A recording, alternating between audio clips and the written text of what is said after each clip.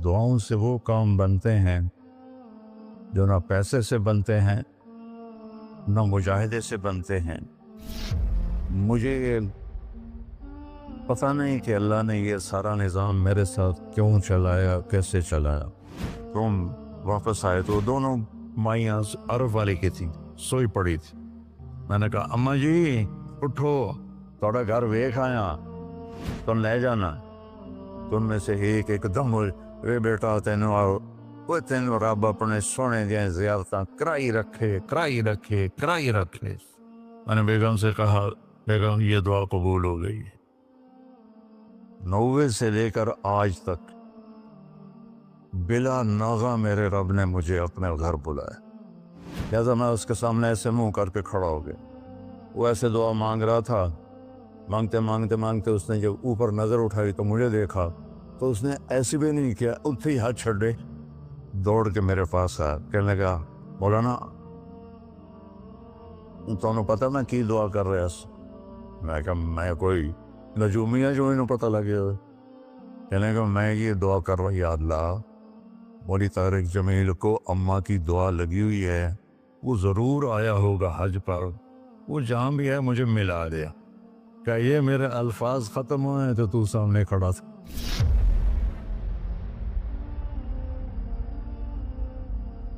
दुआओं से वो काम बनते हैं जो ना पैसे से बनते हैं ना मुजाहिदे से बनते हैं। मुझे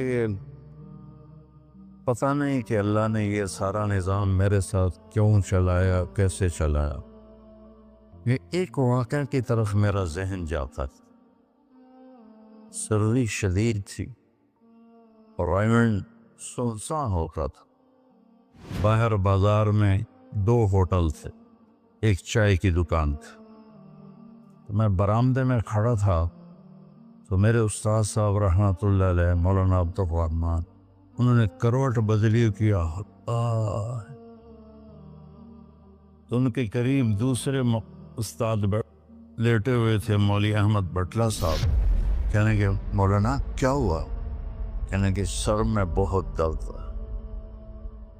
बस ये सुनना था कि मैं ऊपर गैलरी में मेरा बिस्तर था और वो इतनी सख्ती थी गवर्नमेंट में कि ये जो घड़ी बांधना भी वो क्या था, खिलाफ कानून था, और थर्मस रखना भी खिलाफ कानून था।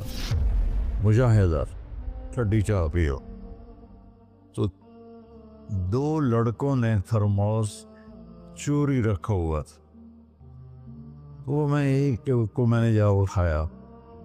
मैंने बोले थर्मोस किथे? कहता वो पड़ा हुआ है, वो पड़ो। तो मैंने उससे उठाया, बगल में डाला और मैंने बाजार की दौड़ लगा दी। 10 बज रहे थे और 10 बजे सन्नाटा 250-300 का तो मजमा होता था रायमंड। मैं कहा या अल्लाह कोई दुकान खुली हो, या अल्लाह कोई दुकान खुली हो। तो मैं नंगे पाँव, दिसंबर का महीना था, मैं नंगे पाँव दौड़ा और मैंने देखा तो वो चाय की दुकान का दरवाज़ा बंद था और रोशनी आ रही थी। मैंने कहा ये लगता खुली हुई है। तो मैंने उसके किवाड़ ऐसे किए तो वो खुल गया। तो आगे वो दुकान वाला, उसका नाम था अनवर मुल्तानी रहमतुल्लाह। ये मैं आपको बता रहा हूँ 73-74 की बात। तो वो बैठा हुआ था।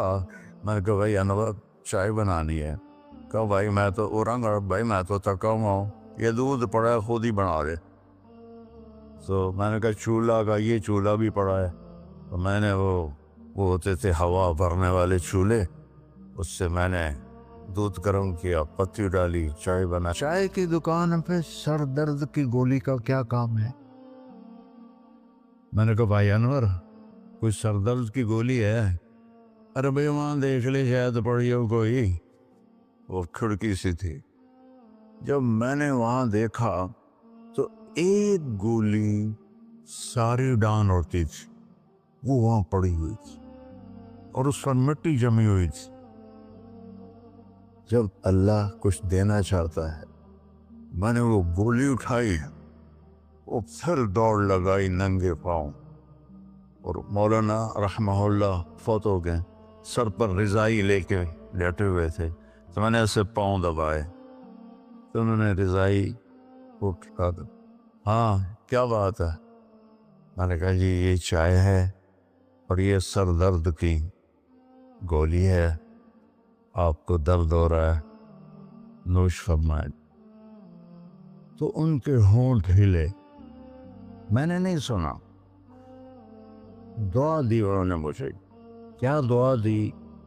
وہ خود فرماتے تھے کہ طارق جمیل کی قبولیت میری دعا سے ہے، اور ایک میرے ساتھی تھے مولوی خورشید کی قبولیت میرے ڈنڈوں کی وجہ سے، اس کی پٹائی بہت کی تھی انہوں نے، تو میرے بارے میں فرماتے تھے کہ یہ میری دعا کا اللہ نے اس کو سلا دیا ہے۔ تو انہوں نے بے ساختہ مجھے دعا دی، انہوں نے سنی نہیں، چائے پلائی، گولی کھلائی، اللہ نے کیا سے کیا کرتے۔ میں اپنی بیگم پھوپھی رحمۃ اللہ علیہ، والدہ رحمۃ اللہ علیہ کے ساتھ حج پہ گیا، ان کو لے کر میں باہر نکلا تو دو بوڑھی عورتیں بیٹھی تھیں۔ میں کہ اماں جی کیوں بیٹھی ہو؟ کہ پوتا راہ بھول گئی ہیں۔ اب میرا بھی وہ دوسرا حج تھا، مجھے بھی مدینہ کا حدود اربا پتہ نہیں تھا۔ میں کہ کوئی ہے تھوڑے کول کارڈ؟ انہوں نے کہا اے کارڈ ہے۔ میں کہا چا آ جاؤ، اور دونوں چل پڑی۔ مجھے ایک عرب ساتھی نے پورا گھر دے دیا بس۔ جو دروازے پر پہنچے تھے ایک اور کھانے لگی، نہیں میں نہیں جانتی، وہ کرنے کے دیکھ کے نا شور شریف لگتا ہے، کوئی ایڈی وڈی گل، آ جا آ جا۔ وہ دونوں کو لے کے میں نے اپنی بیگم سے کہا کہ ان کو کھانا کھلاؤ، اور وہ کارڈ لے کر میں اپنے ایک دوست کے پاس گیا، وہ جو جس کا گھر تھا۔ میں نے کہا اٹھو دکان سے اور یہ پتہ تلاش کروا۔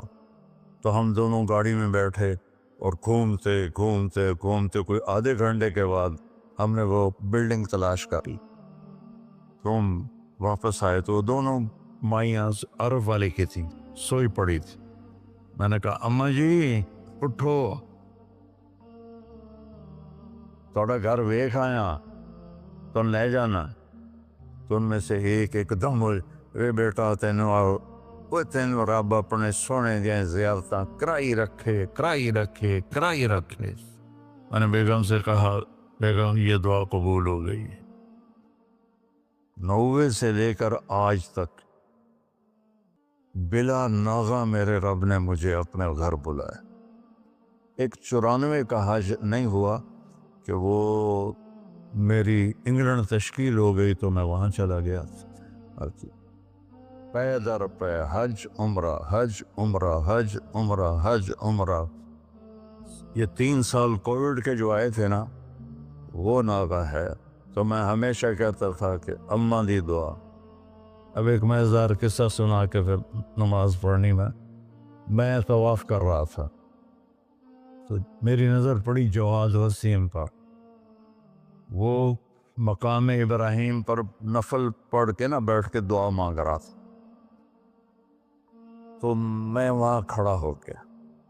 میرے ساتھی نے کہا طواف پورا کرنا بھی ہے۔ میں کہا پتہ نہیں اٹھ کے کتنے چلا جاوے، لہٰذا میں اس کے سامنے ایسے منہ کر کے کھڑا ہو گیا۔